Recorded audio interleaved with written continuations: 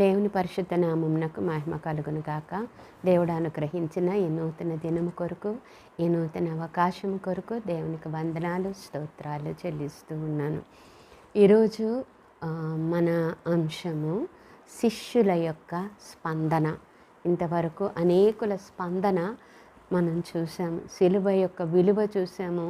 సిలువకు మొదటి దొంగ స్పందించిన తీరు చూసాము. రెండవ దొంగ స్పందించిన తీరు చూసాము. శతాధిపతి స్పందన చూసాము.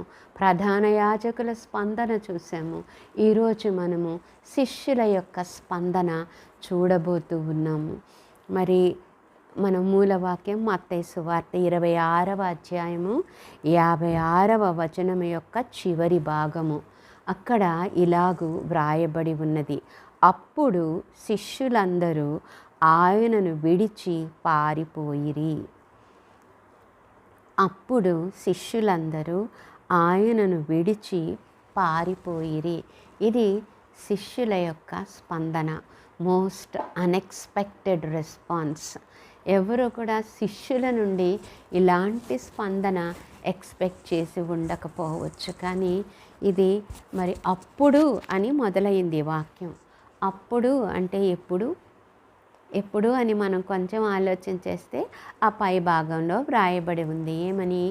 యేసు ప్రభుని ఇస్కరియోతు యూదా ముద్దు పెట్టుకుని అప్పగించినప్పుడు వారందరూ వచ్చి ఆయనను పట్టుకొని పోయినప్పుడు శిష్యులలో ఒకడు సైనికుని చెవి నరికితే ఆయన సంతోషిస్తాడు అనుకున్నాడు. కానీ ఆయన అది తీసి తిరిగి అతికి సరిచేసి మరి శిష్యుని గద్దించినప్పుడు మరి శిష్యులకి ఏమీ ఒక క్షణం అర్థం కాలేదు. అప్పుడు వారికి ఆయన చాలా వివరంగా ఈ విషయాలు చెప్పడం మనం గమనిస్తాం. 53వ వచనంలో ఇంకా క్లియర్గా మనకు యేసు ప్రభు యొక్క ఎందుకు ఆయన అలా చేశాడు అనేది వారికి అర్థమయ్యేలా చెప్పడం గమనిస్తాం. వారు అనుకున్నారు, వారందరూ కలిసి ఆయన ఏదో సిలువ ఎక్కకుండా కాపాడగలం అనుకున్నారు. కానీ ప్రభు ఏమన్నాడంటే, మీరు ఏమనుకుంటున్నారు? నేను నా తండ్రిని అడిగితే నాకు, అక్కడ చూడండి ఏమని వ్రాయబడి ఉంది, వేడుకొనిన ఎడల ఆయన 12 సేనా వ్యూహముల కంటే ఎక్కువ మంది దూతలను ఇప్పుడే నాకు పంపడనియు నీవు అనుకొనుచున్నావా? ఆయన, నా తండ్రి నేను అడిగితే 12 వ్యూహాల కంటే ఎక్కువ మంది దేవదూతలను నన్ను కాపాడడానికి నాకు పంపగలడు. కానీ నేను అది చేయడం లేదు. ఎందుకు చేయడం లేదు అంటే, నేను ఈ లోకంలోనికి వచ్చింది తండ్రి ఉద్దేశం నెరవేర్చడానికి. తండ్రి ఉద్దేశం నెరవేరడానికి నాకున్న ఈ అధికారాన్ని, ఈ శక్తిని నేను వాడను. నేను దీనిని తండ్రికి అప్పగించుకొని ఈల్డ్ అయిపోయి ఆయన ఇష్టానికి ఒప్పుకొని ఆయన చిత్తం మాత్రమే నెరవేర్చడానికి నా శక్తిని, నా అధికారాన్ని నా కంట్రోల్లో పెట్టుకున్నాను అని చెప్పడం మనం గమనిస్తాం. శిష్యులకి అర్థమైపోయింది. ఇక ఈయన సిలువ ఎక్కకుండా ఎవరు ఆపలేరు అని. వెంటనే వారందరూ ఏం చేశారండి? మనం చదివిన వాక్య భాగంలో శిష్యులందరూ ఆయనను విడిచి పారిపోయిరి అని వ్రాయబడి ఉంది. ప్రభు యొక్క మనస్సు మరి ఎలాగా స్పందించి ఉంటుందో ఆ సమయంలో మనం ఆలోచన చేస్తే, అంతవరకు తను ప్రాణంగా ప్రేమించిన తన శిష్యులు, తను బోధించిన తన శిష్యులు, వారి పాదాలు కూడా ఆయన కడిగాడు. అటువంటి శిష్యులు ఈ కష్టమైన సమయం వచ్చేటప్పటికి ఆయనను ఒంటరిగా విడిచిపెట్టి పారిపోయారంట. మరి ఈరోజు ప్రభువు నిన్ను నన్ను అదే అడుగుతున్నాడు. యేసును వెంబడించటం అంటే పారిపోవడం కాదు. యేసును వెంబడించటం అంటే సిలువ ఎక్కడానికి సిద్ధపడ్డం అని.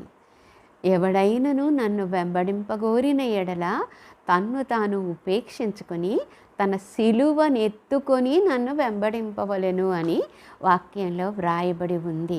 యేసును వెంబడించాలి అనుకున్నట్లయితే, యేసును నిజముగా వెంబడించాలి అనుకున్నట్లయితే ఆయన ఎత్తుకొనిన సిలువను నీవు ఎత్తుకోవడానికి సిద్ధపడి ఉండాలి. ఆయన పక్షాన నిలబడడానికి, ఆయన పక్షాన మాట్లాడడానికి, ఆయన కొరకు అవసరమైతే ప్రాణం పెట్టడానికి సిద్ధపడి ఉన్నప్పుడే నీవు నిజమైన పారిపోని శిష్యుడుగా ఉంటావు. ఈ శిష్యులు పారిపోయారు. తిరిగి యేసు పునరుద్ధానుడై లేచి వారి దగ్గరకు వచ్చి కనిపించి తన గాయాలు చూపించి వారిని ధైర్యపరిచి బలపరిచే వరకు తిరిగి వారికి ధైర్యం రాలేదు. ఈ రోజుల్లో మన పరిస్థితులు ఎలా ఉన్నాయి? క్రీస్తుని వెంబడించే వారికి ఎదురయ్యే పరిస్థితులు ప్రస్తుతం దినాల్లో పారిపోయే పరిస్థితులే. మరి మన స్పందన ఎలా ఉంది? పారిపోయే స్పందన మనది, నిలబడి సిలువనెక్కే స్పందన? ఎవరికి వారు నిర్ణయం చేసుకుని దేవునిని మహిమపరుద్దాం. పరిశుద్ధుడైన మా పరలోకపు ప్రియ తండ్రి, నీ ఘనమైన నామానికి వందనాలు ప్రభా. నాయనా, మరి శిష్యులు తండ్రి, నాయనా నీకు అధికారం ఉన్నా, శక్తి ఉన్నా ప్రభా తండ్రి చిత్తం నెరవేర్చటం, లేఖనాలలో ప్రవచింపబడిన ప్రవచనాలు నెరవేర్చటం నీ చిత్తమని, అందుకోసం నీ అధికారాన్ని నీవు నీ కంట్రోల్లో ఉంచుకున్నటువంటి దేవుడవని మరొకసారి బయలుపరిచి ప్రభా, నీ స్వార్థం కోసం నీ అధికారాన్ని వాడుకునే దేవుడవు కాదు అని బయలుపరిచినప్పుడు ప్రభా, భయపడి శిష్యులు పారిపోయారు నాయన.